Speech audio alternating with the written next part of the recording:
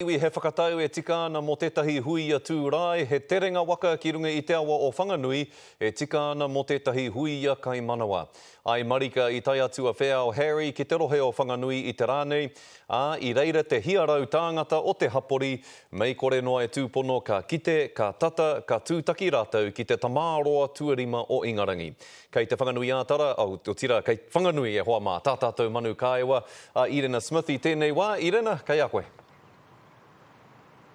O koe nei te rā mā ngā iwi o Whanganui ki te mana ki ia Wheao Harry. Ai tutuki marika ngā whakaritenga katoa mōna. Kua whai pukenga anō te Wheao me ētahi taonga aroha. Hei kawe atu ki te wā kāinga.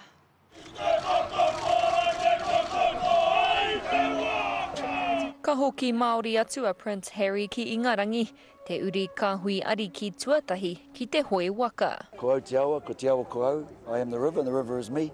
And to have royalty on it is good for not only Whanganui but for the whole Māoridom throughout New Zealand.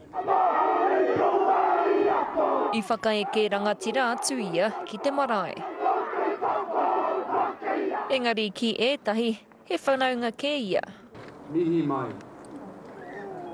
Tēnei aho, te mokapuna tama, a kwini ira harapeti. Ia ua e kei o te rangi a me te ua ne. E ni roto i e rā, ka karaki au ki a tātou wātua. E kei o a koutou roi mata ki te manaki i te reo karanga o te rā. He hononga mai anō tō te kāhui ariki ki tēnei marae. I konei tōna matua kēke a Prince Edward e noho ana. His uncle lived here, he was at Collegiate. He was a housemaster there and of course he was made a rangatira here at Pūtiki. I roto anō i ngā whai kōrero, i whakatakotohia te iwi kāinga i ngā kōrero mo te Treaty o Waitangi, me te whawhai e haere tonu ana a ngā iwi ki te whakahoki mai i o rātou whenua, tai atu rā ki te whawhai a ngā iwi kāinga o tō rātou awatipua. O te anora he wakaāturanga i te rangi nei. Ki taua tangatara, ki a Harry, e pāna ki te kaupapara, te kaupapa o te awa. Ko tētahi wāhanga nui o te rā, ko te tukunga aroha. We're going to give him one, aren't we?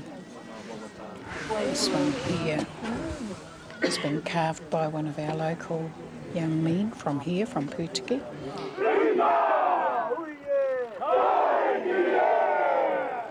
He tūtakinga e kore wareware i te iwi nei.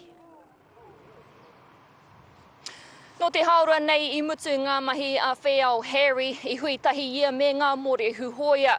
Toko maha hoki ngā tāngata o Whanganui i puta mai ki te tūtaki i aia. Ko etahi o ngā kōhine i te whakātu i tō rātou hiahia. Kia riro pia ko rātou hei pirinihi mā te Wheao.